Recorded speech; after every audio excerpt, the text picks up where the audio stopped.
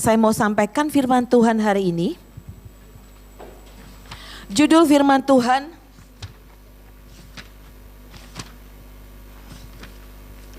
judul firman Tuhan yang mau saya sampaikan hari ini adalah duduki Kanaanmu. Merebut Kanaan, saudara. Saudara, kalau kita mendengar kata Kanaan, apa saudara? Kanaan? Kanaan apa saudara? Tanah perjanjian, suatu negeri yang berlimpah-limpah susu dan madunya. Negeri yang berlimpah-limpah susu dan madunya. Ini bicara apa saudara? Ini bicara pemulihan, ini bicara berkat Tuhan, ini bicara saudara kebangunan rohani. Ini bicara pemulihan yang ajaib saudara. Nah, tapi hari ini kita mau belajar saudara. Kita mau rebut Kanaan kita. Kanaan itu adalah impian kita. Kanaan adalah visi kita. Kanaan adalah kerinduan kita saudara. Kanaan adalah janji Tuhan. Tanah perjanjian. Kanaan adalah impian kita, visi kita, kerinduan kita. Itu Kanaan, impian kita, cita-cita kita, tujuan kita, visi kita, itu Kanaan saudara. Nah, kita mau belajar Yosua 1 sampai dengan 18.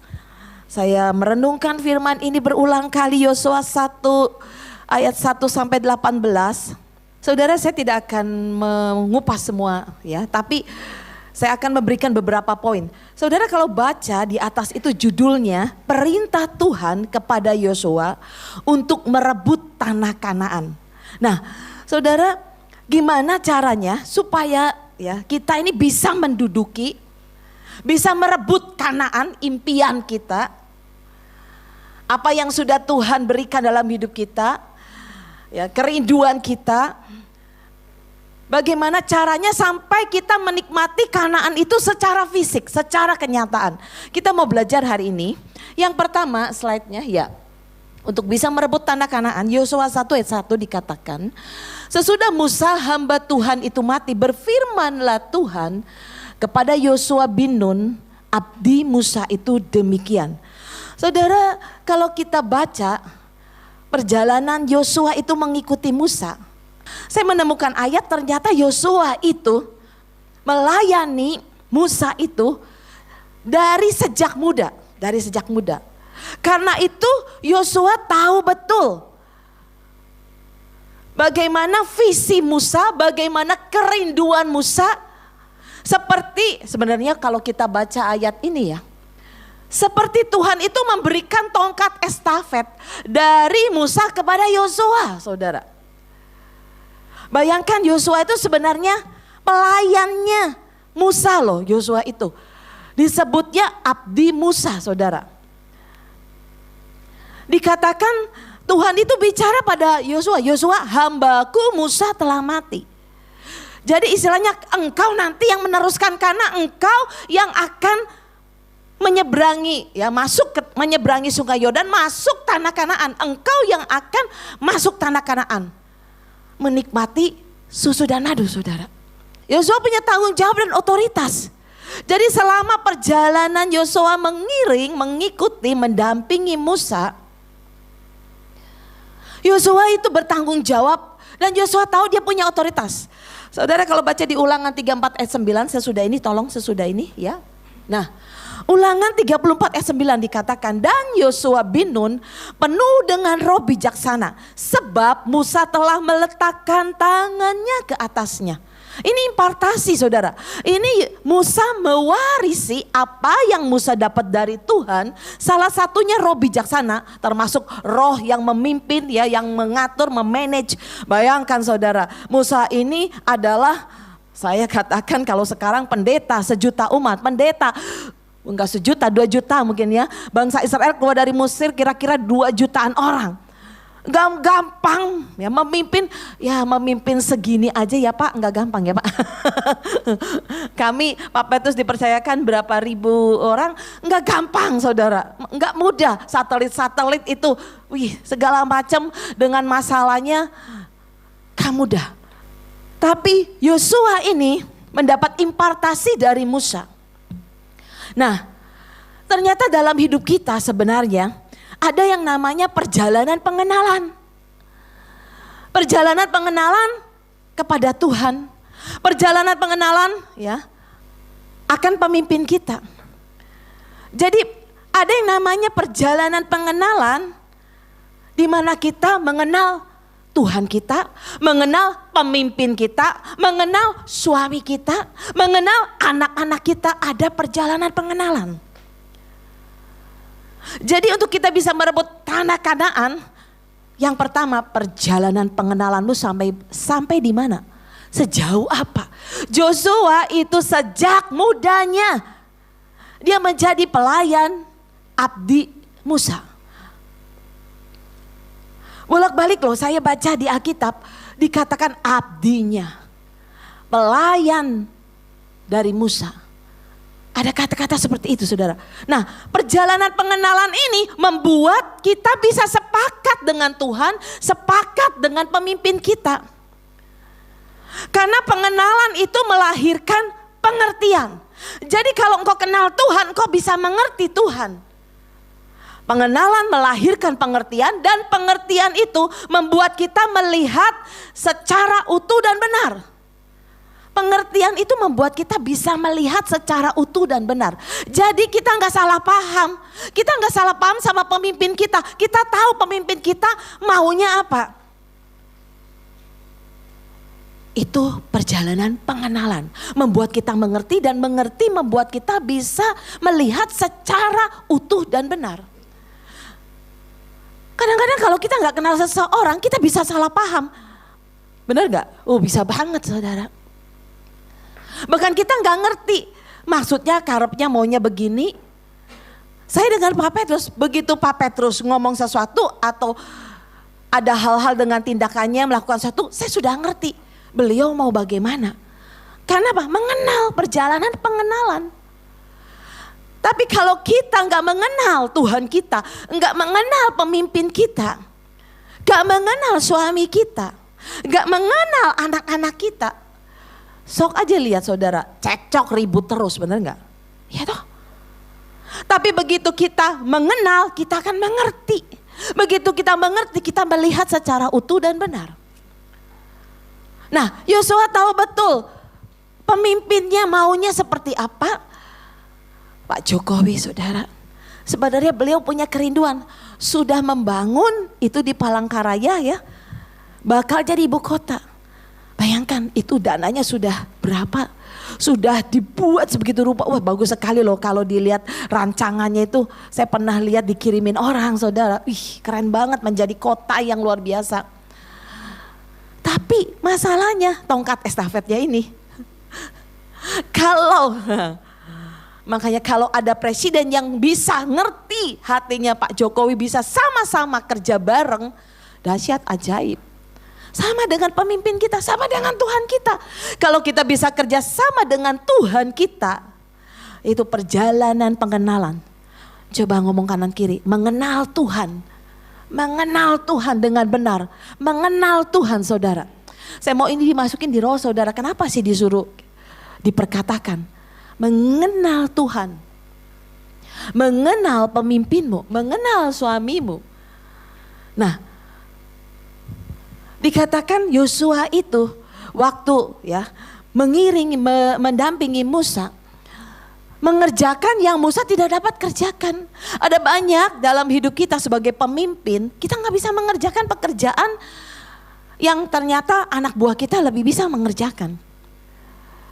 Contohnya, ada anak buah kita itu yang pinter banget dan ngerti banget ya, itu jalan ke gunung, naik gunung saudara. Kita nggak mungkin bisa sampai ke puncak gunung. Usia kita ya, fisik kita sudah, tapi ini masih muda dia bisa naik gunung, berdoa di atas.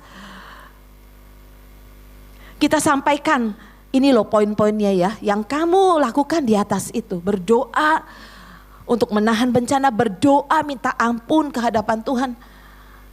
Menurut saya Musa juga seperti itu kepada Yosua. Kerinduan hati, visinya itu diberikan kepada Yosua. Kemudian Yosua membangun pasukan untuk Musa. Yosua ini panglima perang, saudara. Kita berkata waktu mau perang ya, saya lupa itu melawan apa? Melawan bangsa Filistin atau Moab. Itu Musa tangannya diangkat, benar nggak? Harun dan Hur menopang. Jadi Yosua memimpin peperangan bersama bangsa Israel. Begitu tangannya Musa capek, kalah saudara. Tapi begitu tangannya terangkat, menang saudara. Memimpin pasukan, membangun pasukan. Itu Yosua. Yosua tidak memulai dengan mengejar cita-citanya. Dia tidak mengejar impiannya dia sendiri. Dia enggak egois saudara. Dia tahu, dia punya tanggung jawab, dia punya otoritas, dia harus mengerjakan apa yang pemimpinnya punya kerinduan. Sama kita juga saudara.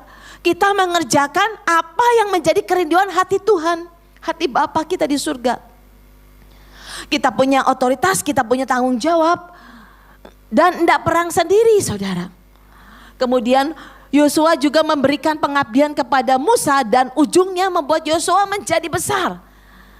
Bayangin ya saudara, Yosua ini ibaratnya ya kita nih punya pelayan nih ya. Maaf kata misalnya pelayan yang tadinya di rumah pegawai nih. Dididik sebegitu rupa dari muda sampai ikut kita. Sampai orang ini sampai besar, sampai nangkep semuanya. Bayangin, itu perusahaan diwarisin sama orang ini loh. Perusahaannya diwarisin. Musa gak mau wariskan kepada anaknya, Musa punya anak, punya saudara. Tapi Yosua yang merebut tanah Kanaan, masuk tanah Kanaan. Kalau saudara baca di Alkitab, bolak-balik ya Tuhan itu bilang gitu. Yosua yang akan masuk tanah Kanaan, bukan engkau Musa. Ini bahasanya saya, tapi kurang lebih kayak gitu. Itu ada banyak kata-kata seperti itu saudara. Sekarang kan gampang ya saudara, ketik aja. Ketik Yosua, keluar semua tentang Yosua. Ketik Kanaan, keluar Kanaan. Jadi saudara, ajaib banget. Nah, yang kedua, bagaimana kita menduduki, mewarisi, menikmati Kanaan? Ya, pengabdian yang kedua, mendapat warisan ilahi, pengabdian. Coba ngomong kanan kiri, mengabdi kepada Tuhan. Mengabdi kepada Tuhan. Alkitab berkata Yosua 1 ayat 1, Yosua bin Nun, abdi Musa itu, tadi saya katakan bolak-balik di Alkitab nulis abdi Musa, abdinya maksudnya abdinya nyanya Musa maksudnya. Nah dalam bahasa Ibrani lanjut, kata melayani ya, mengabdi, melayani itu bet saudara, artinya asisten. Jadi Yosua menjadi asistennya Musa. Adalah tugas Yosua untuk mengurus semua urusan dan keperluan Musa. Semua keperluan Musa. Itu waktu Musa naik ke atas gunung 40 hari 40 malam. 70 orang tua-tua aja Harun enggak ikut loh, enggak ikut ke atas. Makanya bangsa itu katanya kelakuannya liar. Mereka bikin apa katanya patung itu apa? Lembu ya. Bayangin. Sedangkan Yosua itu naik ke atas. Tidak sampai naik ke atas, menurut saya ada di bagian mana. Tapi yang nungguin berjaga-jaga kalau sampai Musa membutuhkan sesuatu. Itu Yosua. Saudara, saya lihat ada seorang hamba Tuhan tuh punya asisten ya. Itu luar biasa. Yang boleh keluar masuk kamarnya dengan bebas. Yang terus mengiringi hamba Tuhan ini melayani. Sampai soal makanannya, soal hal yang kecil itu tahu semua. Tuannya itu ya, hamba Tuhan ini maunya apa, enggak suka makanan apa, itu tahu semua. Misalnya enggak suka babi, misalnya enggak suka daun bawang, itu daun bawangnya sampai kalau di restoran yang menjamunya enggak ngerti ya. Terus atau di tempat makan menjamu enggak ngerti, itu dibuangin dulu sebelum disajikan kepada hamba Tuhan. Enggak boleh ada daun bawang goreng saudara. Nah kemudian Yosua itu seperti ajudan Musa. Oleh sebab itu Yosua adalah seorang pekerja, penolong ya, pelayan, pendukung yang menopang, yang berdiri di dekat Musa di semua pelayanannya. Dan dikatakan Yosua di mana sampai matinya Musa, dia tetap disebut abdi Musa. Disebut abdi Musa. Artinya apa? Dari Yosua sejak muda sampai Yosua sampai Musa itu meninggal, kesetiaannya teruji, saudara. Tetap setia mendampingi Musa sampai akhir hidup Musa, benar gak? Menurut saya ini gak gampang. Saya berdoa ada orang yang berkata, Tuhan kalau Engkau izinkan dan aku diberi anugerah dan kemampuan, sampai akhir hayat hidupku, aku mengabdi kepada Engkau. Tidak mengabdi kepada mamon, tidak mengabdi kepada hal yang lain. Oh banyak sekali Alkitab berkata engkau bisa mengabdi kepada Tuhan dan mamon, katanya gitu toh. Bahkan banyak sekali anak-anak Tuhan yang juga bisa murtad, meninggalkan Tuhan. Tapi Yosua enggak seperti itu, saudara. Apa Yosua enggak melihat sisi buruk, kelemahan dari Musa? Pasti lihat, saudara. Lah tiap hari sering mendampingi, sering melakukan semua keperluan urusan Musa. Lihat semua. Sedangkan Harun dan Miriam, Harun itu abangnya Musa, kakaknya Musa. Miriam adiknya. Sampai mengata-ngatai Musa, bilang sama Musa, Musa kamu tuh gak bener ambil perempuan Kus. Ya toh, katanya gitu toh. Melawan Musa. Apa yang terjadi? Miriam kena kusta. Tapi Yosua gak ditulis loh di Alkitab loh. Yosua kemudian ngomong-ngomongin atau mengatakan sesuatu tentang Musa. Gak ada. Samuel, saudara kau baca, Samuel ini mewarisi keimaman. Sekalipun dia bukan berasal dari keturunan Lewi. Gak ada loh dicatat Samuel ini keturunan Lewi, enggak. Hana berdoa minta anak, lahir Samuel. Nah, warisan keimaman ini ya dari Imam Eli nih jatuhnya kepada Samuel. Itu juga sama. Kenapa Imam Eli kok punya anak enggak jatuh ke anaknya itu Hofni dan Pinehas, tapi itu anaknya dua-dua kurang ajar semua menurut saya. Gak benar, saudara. Ada perempuan yang melayani di bait Allah, gak benar melakukan, gak benar. Kemudian itu korban persembahan, ditusuk, wah mau dimakan, saudara, dimakan, diambil. Gak benar, saudara. Tapi Samuel mewarisi keimaman dari Imam Eli. Kenapa? Samuel mengabdi kepada Imam Eli. Meskipun Imam Eli, saudara baca di Alkitab, Imam Eli sudah tua. Imam Eli cuma bisa berbaring, gak bisa apa-apa. Imam Eli sudah tuli. Imam Eli sudah gak peka, gak tajam lagi Imam Eli. Tapi Samuel tetap mengabdi kepada Imam Eli. Samuel bereaksi benar. Samuel memilih tunduk, memilih taat dan tidak berontak. Tidak berontak.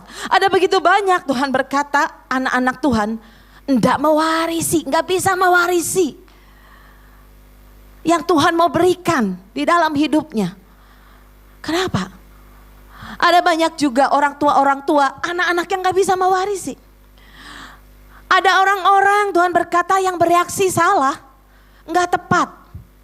Miss itu apa, saudara?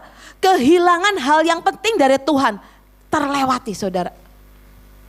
Karena bereaksi salah, kecewa, marah, berontak dengan pemimpin, dengan Tuhan.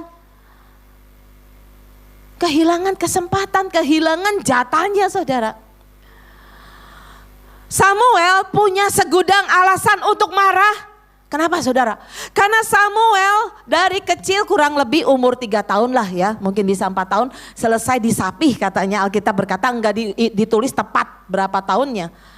Samuel dibawa ke bait Allah, dibawa ke Imam Eli. Samuel bisa marah, bisa banget. Seperti apa? Tertolak, dibuang, merasa dibuang. Tapi Samuel bereaksi benar. Dia tidak marah. Dia gak merasa dibuang. Samuel memilih untuk tidak sakit hati. Tapi Samuel mengabdi kepada Imam Eli, mengabdi kepada Tuhan. Jabatan imam diwariskan kepada Samuel.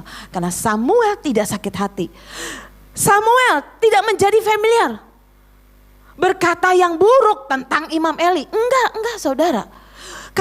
Saudara waktu baca di Alkitab, yang mendengar Tuhan bicara sampai jelas tentang Imam Eli dan keluarganya. Siapa? Samuel. Tuhan gak bicara kepada Imam Eli loh. Karena Imam Eli pendengarannya sudah secara rohani sudah tidak tajam, sudah gak bisa dengar suara Tuhan.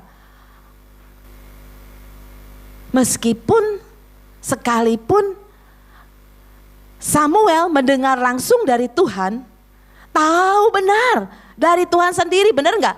Tentang Imam Eli.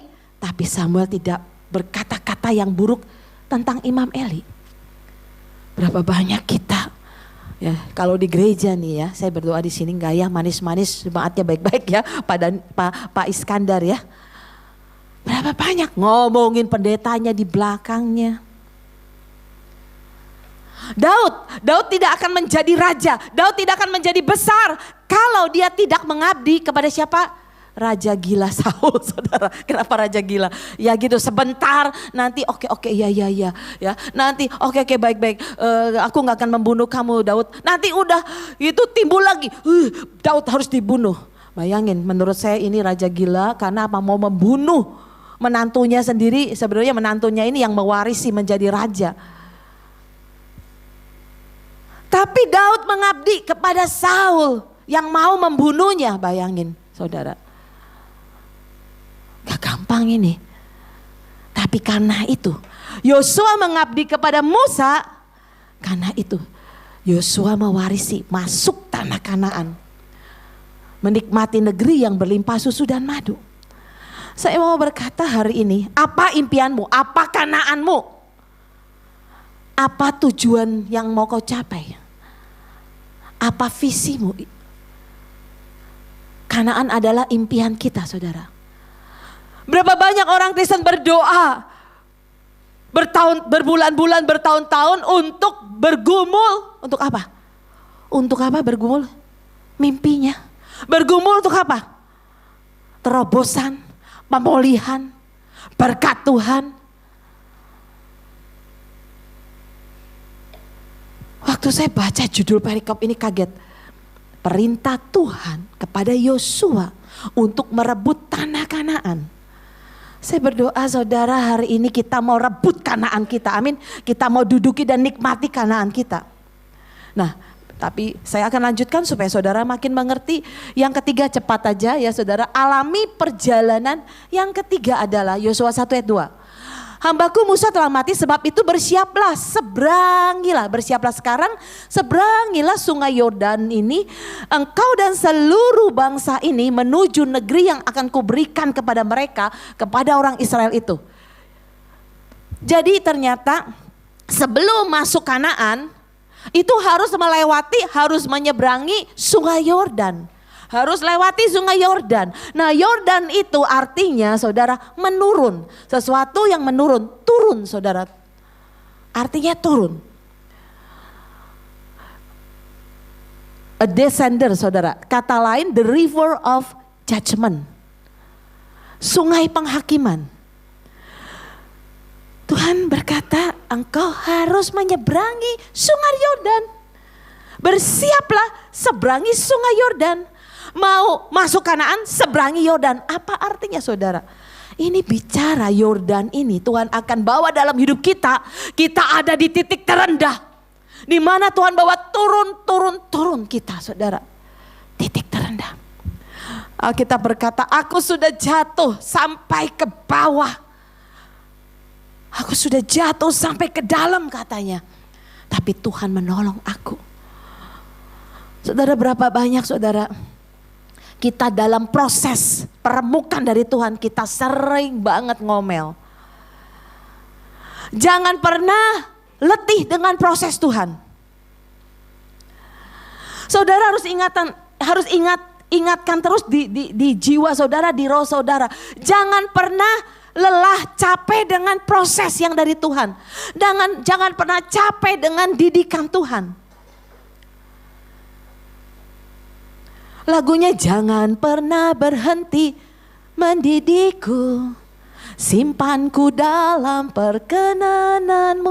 Tuhan jangan berhenti mendidikku Tuhan. Bisa gak kita ngomong gitu? Ngomongnya gampang saudara. Waktu menghadapi proses, Menghadapi waktu diremukan Tuhan, sakit dan gak gampang saudara. Orang yang gak mau proses, gak mau yang susah-susah, gak mau masalah yang berat. Orang berpikir, aku bisa jadi yang terbaik, aku pasti dapatkan yang terbaik. Nonsense saudara, saya bilang omong kosong. Kalau kita mau dapatkan yang terbaik dari Tuhan, lewati proses. Ngalami yang namanya diproses saudara. Semua orang menurut saya melewati proses. Semua orang dibawa Tuhan di titik terendah. Di lembah penentuan, makanya disebut lembah penentuan. Lembah itu kan turun saudara. Semua akan mengalami lembah penentuan. Karena itu menentukan sebenarnya. Kalau kita ingin menikmati Kanaan kita harus ikuti yang Tuhan mau, yang namanya dibawa turun oleh Tuhan. Saya ingat benar itu di tahun 2000. Tahun 2000 disebutnya tahun milenium. Gak tahu saya udah jelasin atau sudah share cerita ini belum. Itu tahun milenium. Saya ingat itu kurang lebih jam 4 apa jam setengah 5 pagi, antara jam segitu ya. Tiba-tiba saya itu dibangunkan Tuhan dan Tuhan berkata, berlutut nak, berdoa dan berlutut. Jadi saya turun dari ranjang saya, di sisi ranjang saya berdoa. Itu hadirat Tuhan luar biasa. Tuhan berkata demikian, nak, lulus masuk tanah Kanaan. Saudara, dari situ di tahun 2000 itu saya melihat perjalanan yang ajaib, diangkat Tuhan. Kami menikmati berkat Tuhan yang luar biasa. Kami menikmati Kanaan. Kami bisa beli gedung yang namanya, tempat yang namanya seluas kurang lebih 5.000 meter. Tuhan bisa kasih rumah sama kami, kasih mobil buat kami. Itu benar-benar saudara luar biasa.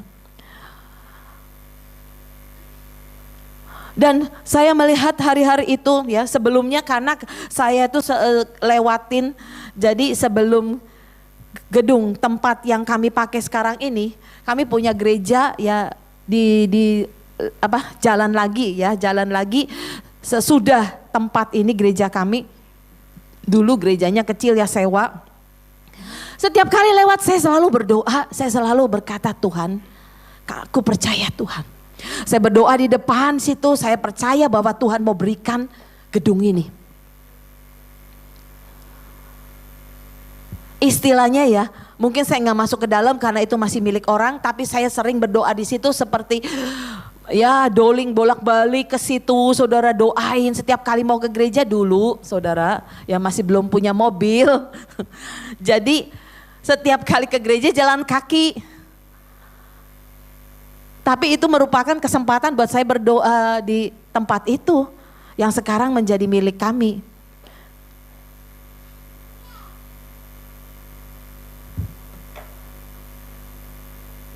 Jadi saya mengalami yang namanya benar-benar diremukkan Pak Petrus dan saya ya. Saya ingat banget waktu itu kami dalam proses didikan Tuhan. Hari itu tiba-tiba ya salah satu orang yang menjadi pemimpin. Jadi waktu zaman itu kepemimpinannya majemuk. Jadi enggak Pak Petrus tok ya. Ada Pak Petrus, ada 2 orang lagi kepemimpinan majemuk ya.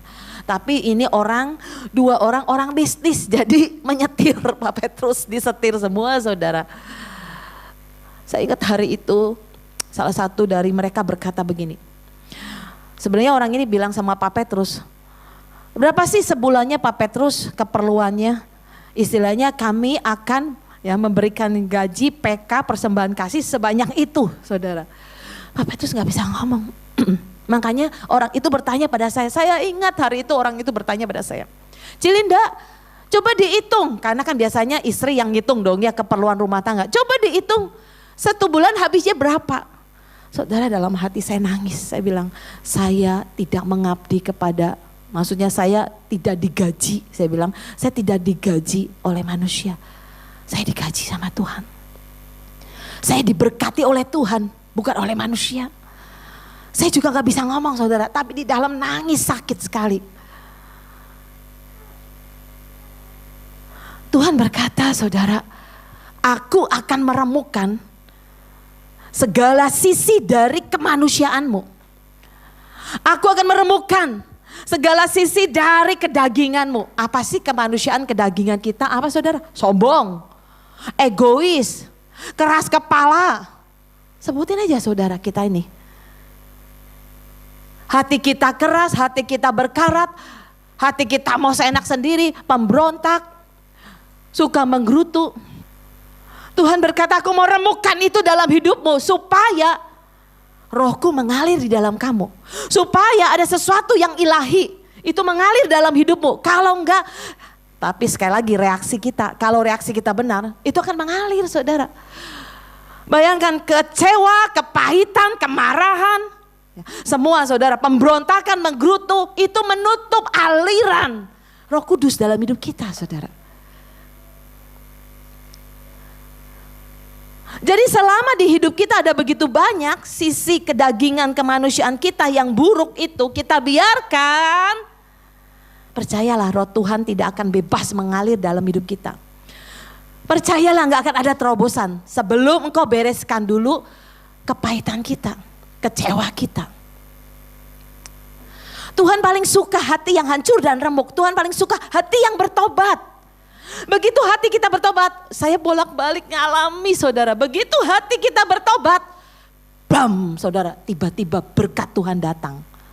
Tiba-tiba pintu itu dibuka dengan mudahnya. Kemudahan-kemudahan datang saudara. Kemurahan datang. Begitu bertobat saudara. Saya baca bukunya Kathryn Kuhlman. Kathryn Kuhlman itu kalau mau ngadain KKR besar ya KKR-KKR-nya lah dia. Sambil menaiki tangga ya, tangga mimbarnya, mesbahnya ya, panggungnya. Dia akan berkata, bunuh aku Tuhan, bunuh aku Tuhan. Bukan berarti Tuhan bunuh dia mati di mimbar ya, bukan saudara. Tapi apa? Dia mau Tuhan bunuh kedaginganku, bunuh egoku, bunuh ini loh yang di dalamku ini yang selalu berontak, selalu gak bisa nuruti kemauan Tuhan. Karena dia tahu penghalang terbesar suatu mujizat. Mujizat Tuhan dinyatakan. Kan Kathryn Kuhlman itu luar biasa sekali karunianya. Karunia kesembuhannya ajaib sekali saudara. Itu yang namanya ibadahnya penuh sesak. Dan yang namanya dukun-dukun siapa itu pada datang semua. Dan yang bertobat dan terutama yang sakit tuh yang disembuhin banyak banget. Jadi penghalang terbesar mujizat Tuhan terjadi bukan ketidakpercayaan kita, bukan kurangnya iman kita, bukan penyakit yang susah, penyakitnya terlalu berat, bukan. Sebenarnya apa? Diri kita sendiri. Sebenarnya diri kita sendiri.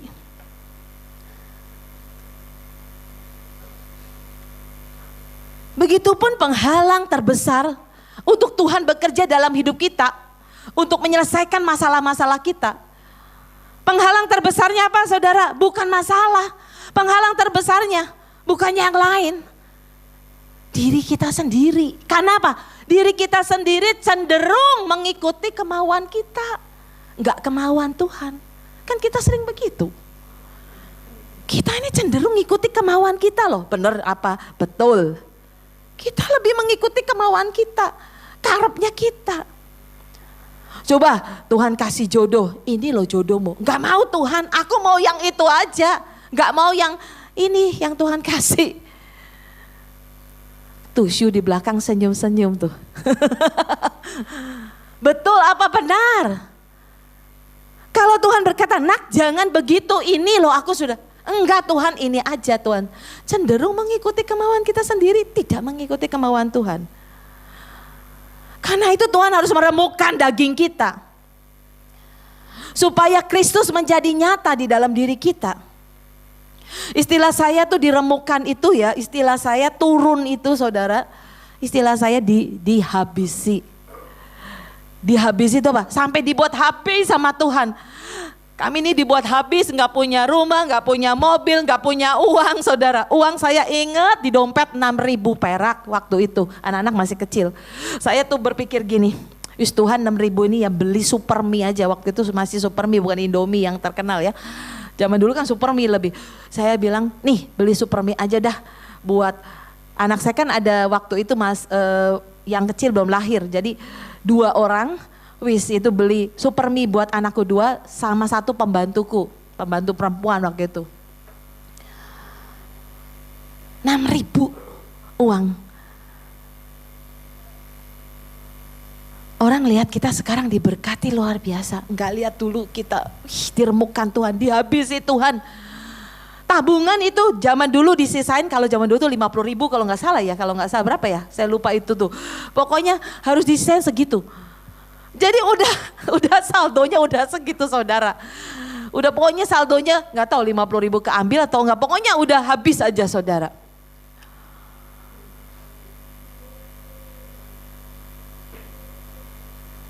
Tuhan itu perlu meremukkan karakter, meremukkan hati kita, hidup kita. Supaya sebenarnya karakter kita tuh dibentuk. Tuhan pakai orang-orang di sekitar kita untuk menyempurnakan kita, benar gak? Jadi kalau saya tuh mengalami sesuatu, saya tahu ini Tuhan lagi ngerjain saya nih. Karakter saya yang jelek nih, sombongnya saya. Nah, misalnya gitu, ngeyelnya saya gitu. Supaya apa saudara? Tuhan izinkan proses hidup kita. Tuhan izinkan kita dibawa turun sama Tuhan supaya manusia roh kita mengalir keluar. Ada seorang ayah satu hari berulang tahun, tiba-tiba didatangi Tuhan dan dia menceritakan kepada anak-anaknya, Tuhan datang waktu papa ulang tahun. Oh ya Pak, terus gimana? Tuhan berkata, hadiah apa yang engkau mau aku berikan di dalam hidupmu? Tuhan berkata begitu, hadiah apa yang aku bisa berikan dalam hidupmu? Terus orang ini berkata, Tuhan aku enggak perlu apa-apa. Ya sudah Tuhan berikan saja yang menurut engkau baiklah Tuhan. Kemudian Tuhan bertanya sekali lagi. Tuhan tuh seringkali begitu ya. Tuhan tuh di dalam hati pengen ngasih sesuatu gitu loh. Tapi kok orang ini enggak punya keinginan yang gimana ya. Jadi Tuhan bertanya lagi, apa yang kau mau aku perbuat tentang anak-anakmu? Katanya, sekarang Tuhan berkata, gimana kalau aku berikan sesuatu untuk anak-anakmu? Apa yang bisa aku perbuat untuk anak-anakmu? Terus anak-anaknya kan dengerin, wah ini papa pasti ngomong gini, Tuhan berikan anak-anakku berhasil, sukses, jadi kaya. Bener gak? Jadi kaya, jadi besar di hadapan Tuhan, sukses, berhasil Tuhan. Anak-anaknya kepengennya begitu, bener gak saudara? Kita kan kepengennya begitu. Tapi ayahnya tuh doanya luar biasa. Saya sampai mencatat doanya itu. Tuhan, biarkan anak-anakku mengalami firman-Mu, semua firman-Mu. Terus yang kedua, biarkan anak-anakku Tuhan mengalami jalan-jalan-Mu Tuhan. Yang ketiga, dan biarkan anak-anakku ini Tuhan mengalami semua peremukan supaya mereka berkenan di hadapan-Mu Tuhan. Wah saudara, haleluya anak-anaknya saudara. Gak gampang saudara diremukkan itu. Tapi percayalah, ujungnya saudara kemuliaan, ujungnya yang terbaik yang kita akan alami. Kalau kita sekali lagi bereaksi benar. Lanjut ya, cepat ya. Yang keempat, untuk merebut Kanaan harus survey and mapping. Alkitab berkata di bilangan 13, tolong dibaca Pak Is. Saya lupa kasih ke belakang ayat ini. Bilangan 13 belum ada di sini. Bilangan 13 ayat 18 sampai 20. Ini adalah survey and mapping. Jadi yang namanya survey and mapping itu pemetaan, bukan berarti untuk doa peperangan tok saudara. Tetapi bisa saudara untuk bisnis saudara, keluarga saudara, silakan baca dulu Pak. Bilangan 13. Bilangan 13 ayat 18. Dan Amat-amatilah keadaan negeri itu. Apakah bangsa yang mendiaminya kuat atau lemah, apakah mereka sedikit atau banyak. dan bagaimana negeri yang didiaminya, apakah baik atau buruk? Bagaimana kota-kota yang didiaminya, apakah mereka diam di tempat-tempat yang terbuka atau di tempat-tempat yang bergumul? Dan bagaimana Bagaimana tanah itu? apakah gemuk atau lurus? Apakah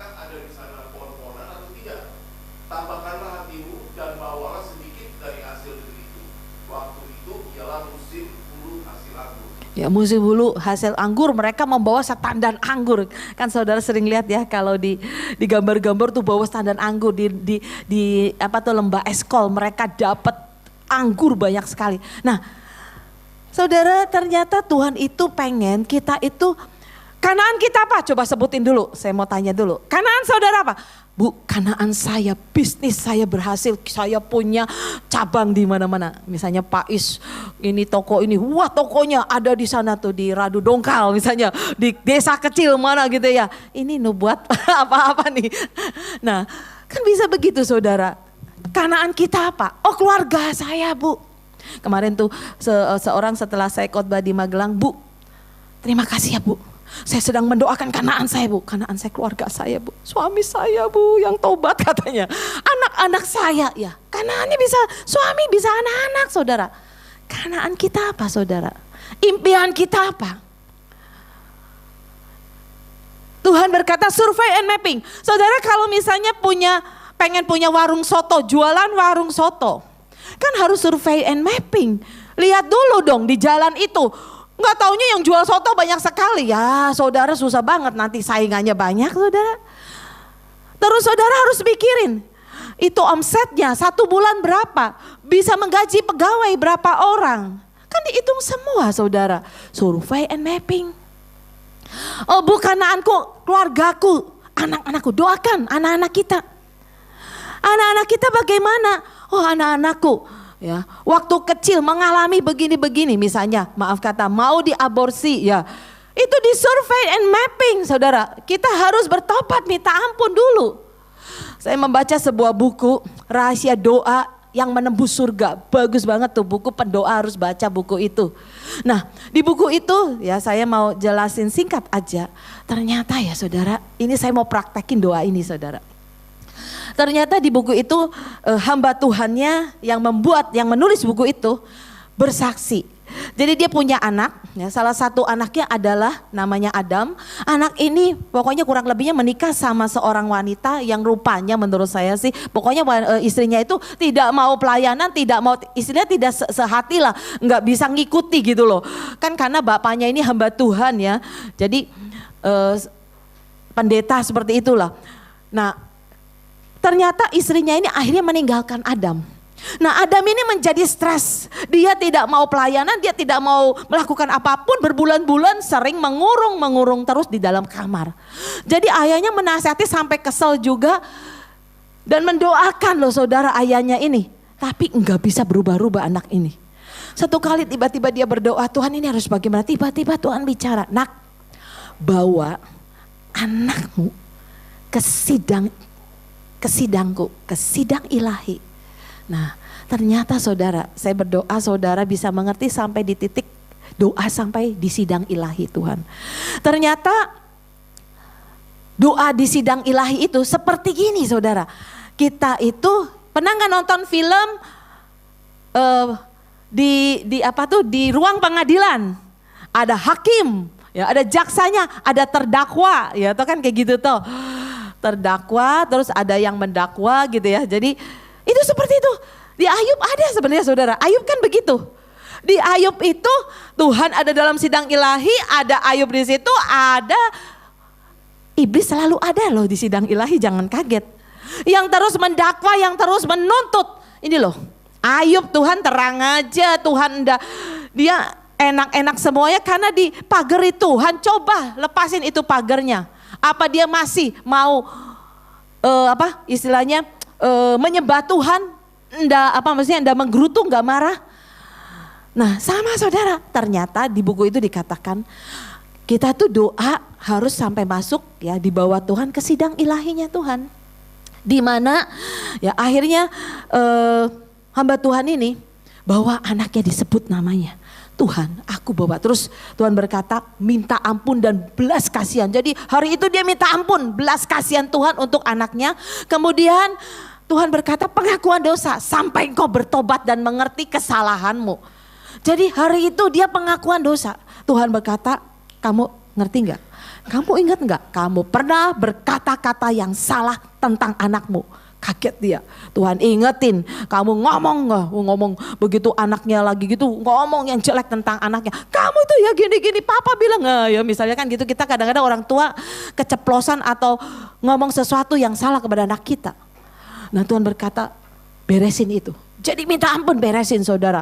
Terus dia putusin semua kutuk-kutuk ya, kutuk-kutuk yang kutuk-kutuk di dalam hidup anak ini karena orang tuanya atau bukan orang tuanya, nenek moyangnya atau apa pernah ngalami gimana.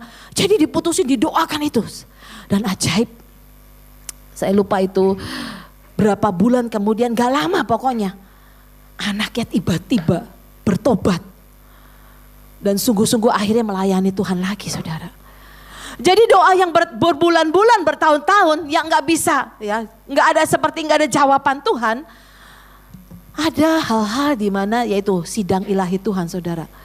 Tapi survei and mapping. Survei dulu, mapping anak kita bagaimana saudara. Dulu pernah waktu kecil misalnya ngalami trauma apa ya saudara. Nah itu dibawa di hadapan Tuhan, diberesin. Jadi dalam hidup kita ya, seperti yang tadi saya pertama katakan, ada perjalanan. Perjalanan yang tadi saya katakan, Yosua kepada Musa, perjalanan pengenalan ya. Ada banyak perjalanan di mana kita harus saudara mengerti ketika kita menjalani, oh ini ada sesuatu, something wrong, ada sesuatu yang salah nih. Ada hitungan, ada harga yang harus dibayar, ada kerja keras, ada ketekunan yang terus harus didoakan. Ada perintah Tuhan, ada tugas yang dari Tuhan. Jadi untuk menduduki, merebut itu ada hal-hal yang kita harus ngerti. Ada tanggung jawab, ada keputusan yang harus diambil. Jadi kita harus kenali Kanaan kita. Tuhan berkata kenali dan lihat impianmu itu. Kenali dan hitung dan pelajari itu, Tuhan berkata. Kita harus ngerti apa yang dijanjikan Tuhan. Jadi kenali saudara, pelajari itu. Nah, lagi ya saudara, lanjut. Kuasa untuk mengingini. Ada orang doa, tapi tidak mengingini. Ini ceritanya nih ya, pendoa-pendoa kami disuruh doa di satu tempat. Tapi saya tahu ada orang-orang yang nurut, taat, nurutnya nurut saudara. Melakukan kewajibannya, melakukan perintah, tugas, iya. Tapi enggak mengingini. Enggak ada passionnya, enggak mengingini saudara. Repot saudara. Tuhan mau kita mengingini.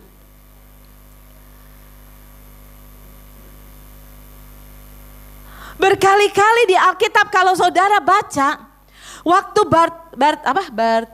Bartimeus yang buta itu berteriak di jalan, pengemis Bartimeus, Yesus anak Daud kasihilah aku, Yesus anak Daud. Oh teriak itu terus sampai murid-muridnya, bising banget ini orang ngomong terus ya, teriak terus ya. Tapi kenapa? Karena Bartimeus mengingini. Makanya Tuhan selalu kalau ada orang-orang yang mengingini, Tuhan akan berkata, what do you want? Apa yang kau mau nak? Teriakan kita tuh gimana? Atau ya terserah Tuhan, aku sih dikasih juga gak apa-apa, enggak dikasih juga gak apa-apa. Itu gak mengingini saudara. Itu gak mengingini. Bartimeus mengingini sampai berteriak sebegitu rupa. Bikin gaduh, kenapa? Aku pengen sembuh, aku pengen melihat lagi. What do you want? Tuhan berkata, apa yang kau mau aku perbuat buat kamu?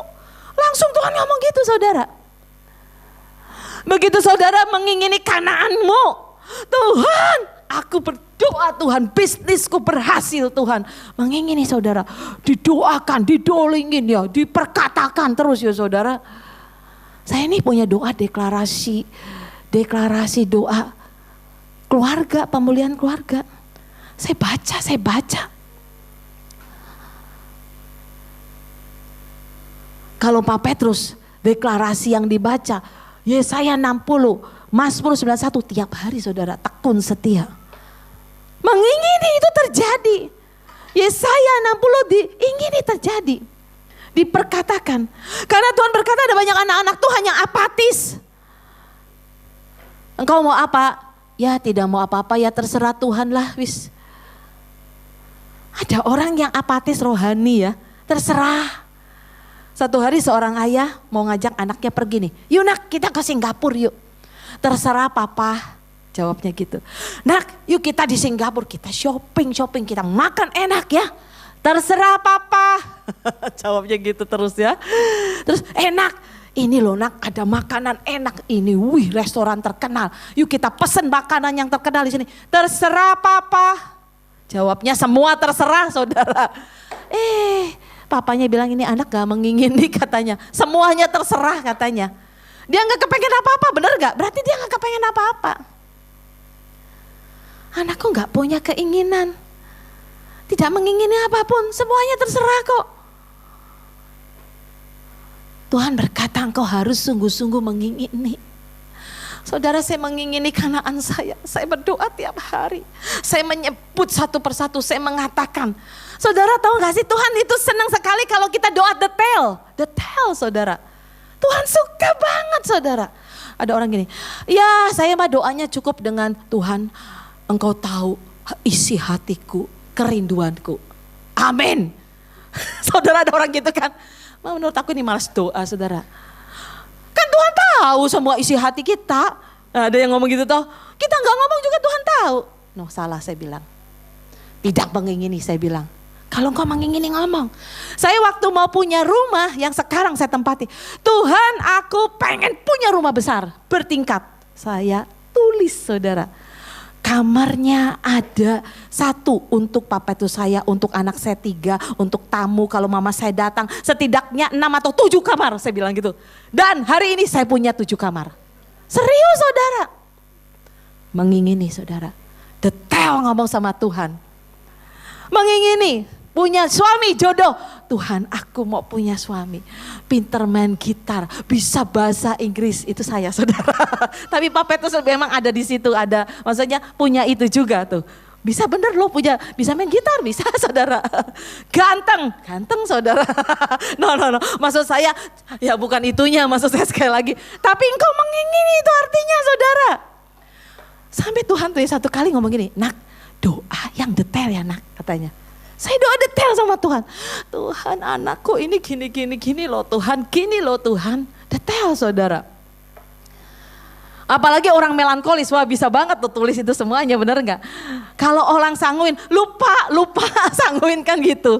Ya, tapi kalau orang melankolis kan detail, rapi, perfeksionis. Itu orang melankolis.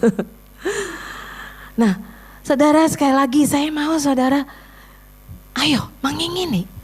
Yang namanya mengingini itu bersemangat saudara, benar gak? Ada semangat. Satu hari saya dengar seorang khotbah, saudara kalau mau khotbah itu ya jangan menjadi beban. Jujur saya kalau mau mau khotbah nih ya saudara tanya Pak Petrus. Berdiam diri saudara di ruang doa. Sampai Pak Petrus gak berani menyentuh saya saudara. Seolah-olah karena saya memang bukan pengkhotbah, lain dengan Pak Petrus masalahnya. Saya harus bertanya Tuhan apa firman-Nya, dari mana ini harus ngambil apa. Saya begitu saudara. Jadi tiba-tiba hamba Tuhan itu berkata, jangan jadi beban dan terpaksa kalau engkau khotbah. Waktu saya dengar itu, yes Tuhan saya bilang, saya tidak menjadi beban, saya bersemangat, saya bersuka cita. Saya dipercaya untuk khotbah, saya bilang gitu. Walaupun sekali lagi khotbah bukan talenta saya sebenarnya. Tapi buktinya saya bisa ngomong panjang khotbah ya. Ajaib itu karena Tuhan, saya bilang karena Tuhan loh. Benar. Nah jadi sekali lagi ya, ayo saudara. Mengingini. Saudara kalau mau beli barang di toko mengingini. Terus didatangi, bener gak? Disawang lagi, dilihat lagi, dicoba barangnya, bener gak? Itu mengingini, itu kayak gitu saudara. Terus tekun ya. Cepat, yang kelima. Kuatkanlah dan teguhkanlah hatimu. Bayangin ya, Tuhan ngomong sama Yosua, itu ada 4 kali. Kuatkanlah dan teguhkanlah hatimu. Tapi ternyata kata kuatkanlah dan teguhkan hatimu di bilangan, di ulangan itu semua ada semua tertulis saudara. Kenapa saya sampai bilang Tuhan kok ngomong kuatkanlah dan teguhkanlah, kok bolak-balik ngomong itu? Kenapa sih? Karena saudara, waktu bangsa Israel mau merebut masuk tanah Kanaan, suruh mengintai, yaitu di Bilangan. Saudara bisa baca di kitab Bilangan. Ya, coba bukalah. Ini ada ayat yang luar biasa. Kenapa sampai mereka tuh dibilangin kayak gitu saudara? Harus kuatkan dan teguhkan hatimu, karena mereka ini sebenarnya, lanjut. Mereka nih tawar hati dan kecut hati. Mereka tawar hati dan kecut hati.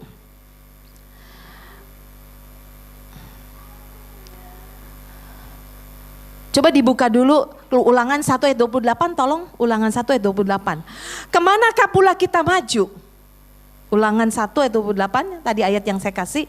Kemanakah pula kita maju? Saudara-saudara kita telah membuat hati kita tawar dengan mengatakan orang-orang itu lebih besar, lebih tinggi, seperti raksasa. Kalau saudara baca di Bilangan katanya apa? Mereka tinggi-tinggi, besar-besar seperti raksasa. Kita itu seperti belalang. Katanya belalang kan kecil. Kita tuh kecil, gak ada apa-apanya sama mereka. Bayangin, 12 mengintai, yang 10 ngomong seperti itu, jelek semua, bayangin. Kan perbandingannya itu jadi 1:5, benar gak? 2 orang mengatakan, enggak, kita bisa masuk, katanya Kaleb dan Yosua. Kita maju, kita lihat itu negeri luar biasa. Nah, tapi yang 10 ngomongnya jelek semua dan mempengaruhi bangsa Israel. Nah, pengaruh ini, intimidasi ini masuk ke bangsa Israel. Makanya Tuhan bilang bolak-balik, jangan kecut hati, jangan tawar hati, jangan menggerutu, jangan menyerah. Coba ngomong kanan kiri, jangan menyerah. Jangan menyerah untuk Kanaan kita. Jangan menyerah, Tuhan mau kasih Kanaan. Amin. Jadi kenapa Tuhan bilang berulang kali? Karena kita seringkali tawar hati, tau gak sih? Ya sudahlah Tuhan, kayaknya sih gak mungkin. Tuhan, masalahku besar Tuhan. Terlalu besar, sulit Tuhan diatasi. Gak bisa Tuhan diselesaikan. Terlalu besar. Seringkali kita kan begitu. Saudara lihat di Alkitab, waktu Daud melawan Goliat, Alkitab menulis 40 hari orang Filistin itu sebenarnya mengintimidasi. 40 hari lo bayangin. Diomongin terus, "Loh kamu bangsa Israel, mana bisa melawan kami? Lihat kami besar, kami hebat." Nah, mungkin gitu. Kamu ini apa? Wah, pasti diomongin yang jelek-jelek. 40 hari bayangin. Saudara pernah gak 40 hari iblis ngomong terus mengintimidasi. Kamu gak mungkin, kamu bodoh, kamu jelek, kamu gak bisa. Lihat hidupmu gini, terus diintimidasi nih. 40 hari bicara apa sih saudara?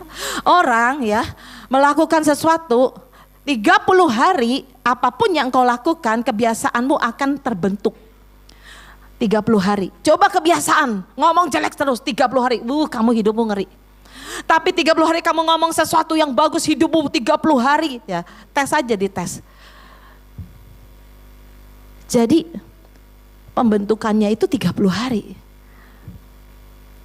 Nah ini 40 hari, lebih dari 30 hari bicara apa? Iblis itu seperti itu saudara. Dia lebih ya istilahnya apa? Lebih dari 30 hari bicara apa? Iblis akan terus menerus bikin kamu habis binasa. Tapi Tuhan berkata, kuatkanlah dan teguhkanlah hatimu. Coba ngomong kanan kiri, kuatkanlah dan teguhkanlah hatimu. Sebentar lagi Kanaan menjadi milikmu. Kanaan sebentar lagi jadi milik kita saudara. Sebutkan Kanaanmu apa, nanti tulisnya di rumah Kanaannya apa saudara. Tulis kerinduanmu apa coba, Kanaanmu tulis. Angkat di hadapan Tuhan, ngomong sama Tuhan. Tapi Tuhan berkata, yang dilihat bangsa Israel raksasa, katanya Alkitab berkata, kota itu ya katanya, kota itu kubunya tinggi-tinggi sampai ke langit katanya. Temboknya itu sampai ke langit besar saudara. Mereka sudah ketakutan. Kalau saudara baca di Alkitab itu tentang gerutuannya mereka. Tuhan berkata hari ini, penggal raksasa kita. Apa raksasa kita? Ketakutan kita, kekhawatiran kita, apa raksasamu? Tuhan berkata. Gampang menyerah, Kan ada orang gampang sekali menyerah, gampang mutungan ya. Ada raksasa-Mu penggal Tuhan, bunuh Tuhan berkata raksasa-Mu, raksasa dalam hidupmu. Jangan biarkan kita diam, kita tenang, kita pasif. Tapi Tuhan berkata kalau engkau diam, pasif, musuh itu raksasa-Mu akan menguasaimu. Musuh-musuh kita, raksasa kita akan menguasai kita. Siapa di sini yang ketika terus berdoa, ngalami satu titik Tuhan capek, jenuh, bosan Tuhan. Itu saya ngalami itu Tuhan. Ada satu kecewa, berapa lama Tuhan, kapan ini Tuhan. Capek Tuhan, lelah. Tapi Tuhan berkata, bunuh raksasa-Mu. Saya bilang, aku berkata demi nama Yesus, keluar kau intimidasi. Aku percaya aku bisa lakukan bersama Tuhan, amin. Bersama Tuhan aku dapatkan yang terbaik, aku dapatkan Kanaanku. Bangun saudara. Sekarang juga saya mau bilang, bunuh raksasa-Mu sekarang juga. Bunuh. Karena itu akan terus mengintimidasi kita. Alkitab berkata jangan mengeluh, jangan menyerah, jangan bersungut-sungut. Mazmur 37 ayat 4, bergembiralah karena Tuhan, maka Tuhan akan memberikan apa yang diinginkan hatimu. Kata bergembira artinya bersukacita, bersyukurlah Tuhan berkata. Tiba-tiba satu hari itu ya, kira-kira berapa hari yang lalu tuh saya merasakan sesuatu yang menekan. Karena ada seseorang yang pokoknya bikin sedih saya gitu ya. Tiba-tiba saya tuh merasa sedih dan merasa Tuhan kenapa orang itu meninggalkan aku, Tuhan bilang. Padahal aku tuh mengasihi orang ini. Tiba-tiba saya kayak dirundung, ya sesuatu yang menekan, gak enak. Iblis sering buat kayak gitu, sehingga kita hilang apa? Sukacita dan damai sejahtera kita. Sering kan kita begitu? Sering kita lupa, sering kita gak sadar. Sukacita yang dari Tuhan, damai sejahtera yang dari Tuhan hilang dalam hidup kita. Iya toh, begitu masalah berat, begitu masalah datang bertubi-tubi, sukacita dan damai sejahtera kita hilang. Itu sering diambil iblis, benar gak? Tapi kita harus bangkit, kita harus bangun. Kita katakan Tuhan aku gak mau kehilangan sukacita. Balikan keadaan dengan bersyukur. Wah gak gampang saudara. Tapi Alkitab berkata, Tuhan memberikan apapun yang engkau mau, engkau akan dapatkan itu kalau engkau bersukacita, bersyukur. Apa yang kau inginkan, engkau akan dapatkan. Nah sukacita ini saudara membuat kita tidak terhentikan. Saya ini bergairah, bersemangat, bersukacita. Tidak terhentikan. Tidak terhentikan saudara. Saya akan mengerjakan ini, saya akan mengerjakan itu. Sukacita itu luar biasa. Seberapa sukacitamu untuk Kanaanmu? Seberapa sukacitamu? Seberapa syukurmu untuk Kanaanmu? Ada jutaan alasan kita untuk bersyukur. Saudara sering dengar kata-kata itu ya. Kenapa? Karena kadang-kadang ya, yang Tuhan berikan itu tidak hanya berkat-berkat secara jasmani. Memang Tuhan berikan itu. Kenaikan gaji, berkat dari bisnis kita, keuntungan yang besar misalnya ya. Proyek-proyek yang berhasil.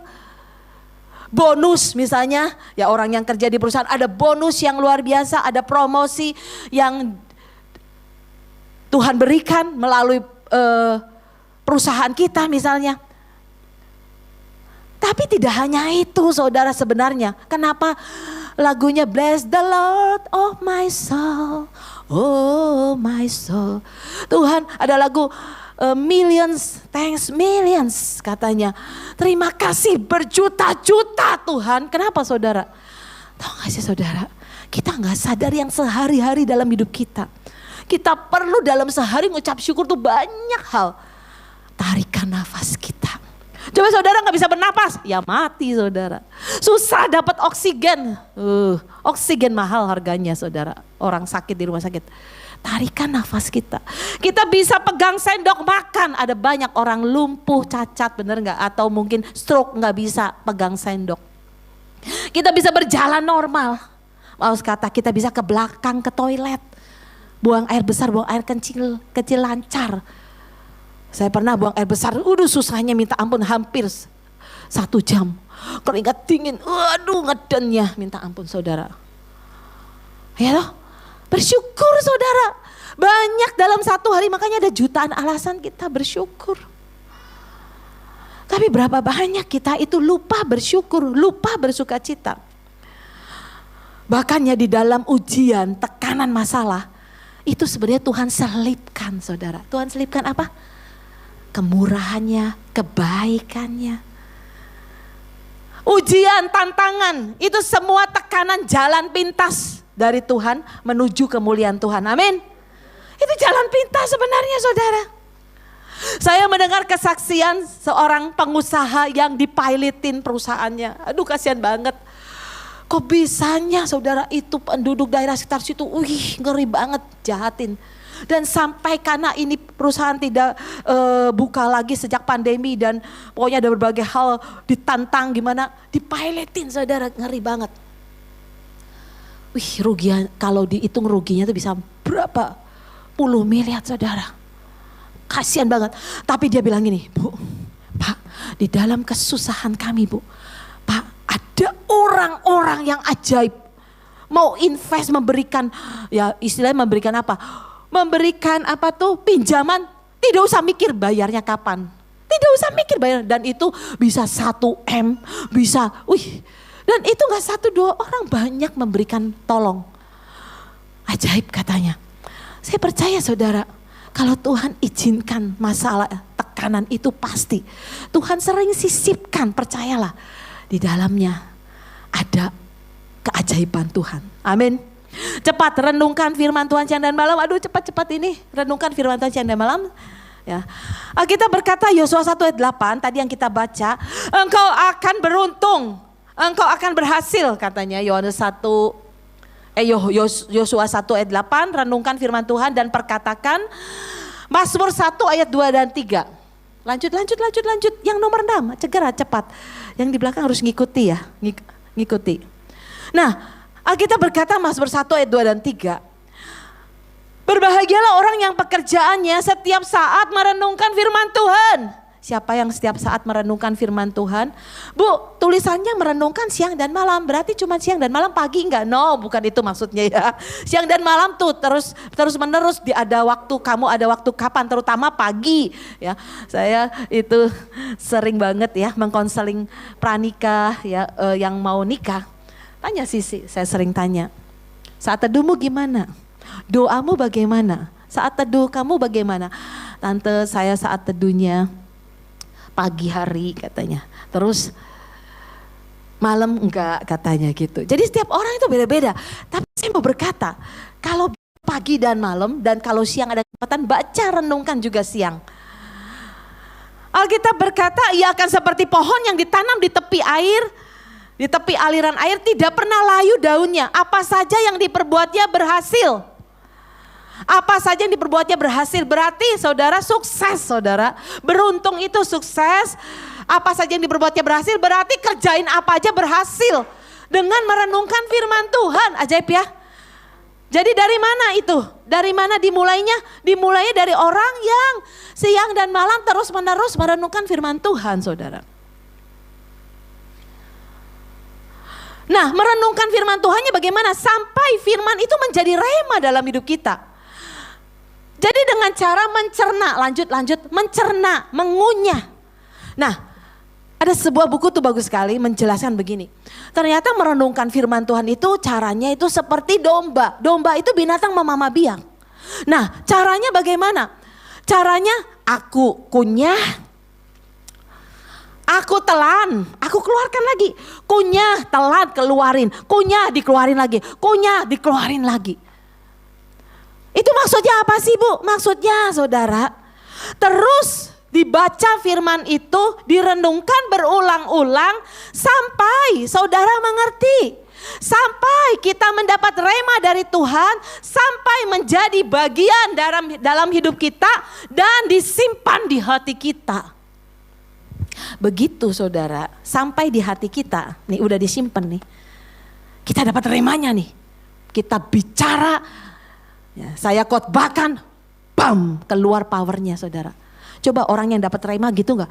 Aku dapat firman rema. Ternyata firman yang ngomong gini, ternyata tuh dibukakan gini aku. Powernya keluar saudara. Diperkatakan jadi saudara itu. Itu ternyata saudara. Tuhan itu menjanjikan banyak hal yang ajaib saudara. Tapi kita harus mengerti apa yang dijanjikan Tuhan itu. Sebab Tuhan berkata banyak anak-anak Tuhan tidak tahu janji Tuhan. Coba ditanya janji Tuhan dalam hidupmu apa? Gak tahu. Jadi kita harus mengerti janji Tuhan itu. Harus mengerti saudara. Ada anak-anak Tuhan ya gak ngerti janji Tuhan. Pokoknya aku mau diberkati bu. Aku diberkati. Duitku banyak, aku jadi kaya, aku berhasil. Saya suka konseling orang gitu. Bu saya punya masalah gini-gini, saya jelasin satu. Pokoknya aku mau punya duit bu. Duitnya mana? Duitnya mana dulu? Orang ngomongnya gitu saudara. Yang penting duitnya itu. Bayangin saudara. Yang penting diberkati, yang penting duitnya. Gak tahu janji Tuhannya, gak tahu cara merenungkannya gimana sampai jadi kenyataan. Gak tahu prosesnya. Sampai Tuhan berkata, nak berhenti ya kalau engkau itu punya sikap yang seperti itu. Belajar menangkap apa yang Tuhan janjikan, apa yang Tuhan mau berikan dalam hidup kita. Nanti kita dapat yang terbaik. Direnungkan saudara, dipelajari. Susah teori, saudara lakukan. Step by step dengan simple loh, merenungkan firman, simple aja udah. Nanti hidupmu berhasil. Ini Alkitab yang ngomong. Loh banyak sekali loh yang kesukaannya ya. Terus ada lagi firman, saya lupa tuh di mana tuh, berkata pokoknya kamu kalau merenungkan firman katanya kamu akan melebihi musuh-musuhmu. Lebih bijaksana katanya dari musuh-musuhmu.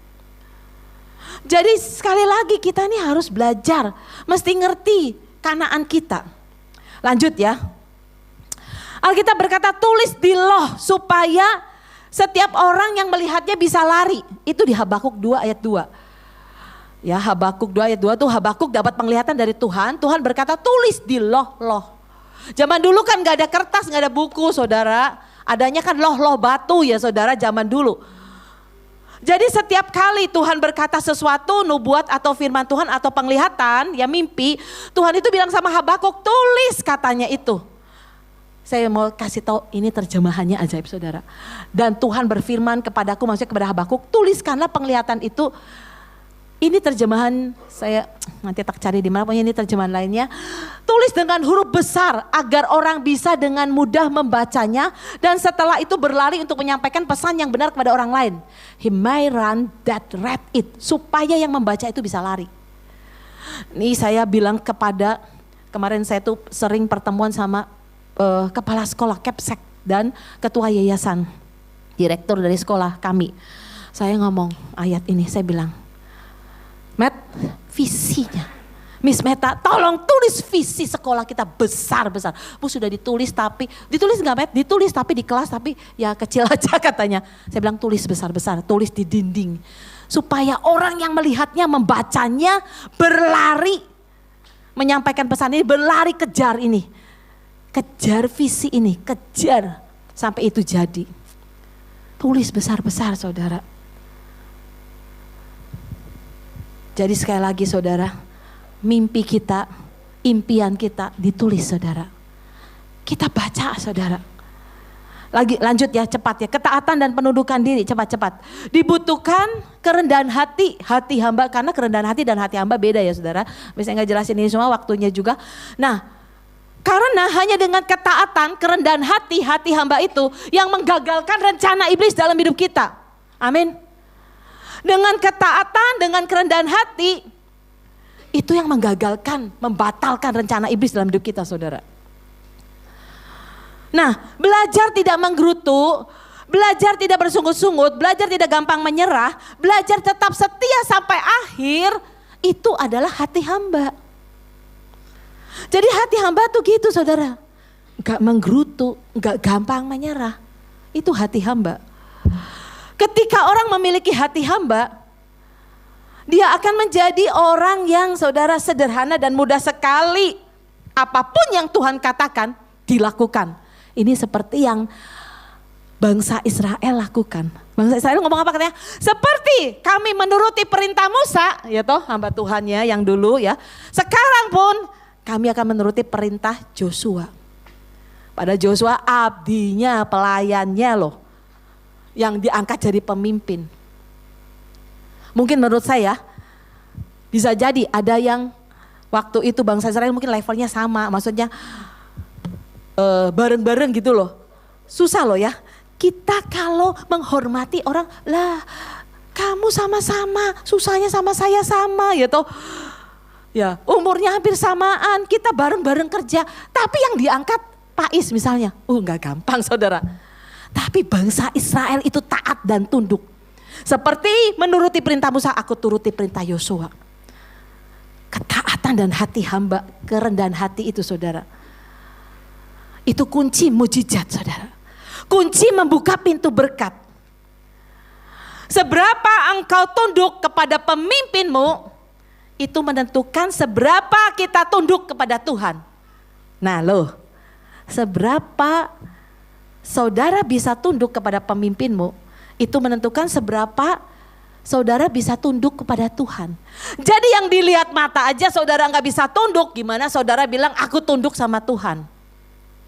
Gak bisa saudara. Dan seberapa engkau tunduk pada Tuhan menentukan seberapa besar otoritasmu. Jadi dimulai dari mana? Tunduk pada pemimpin. Pemimpin itu siapa sih saudara? Kalau bicara otoritas ya saudara, seorang ya. Jadi kalau seorang suami, di atas suami ada Tuhan.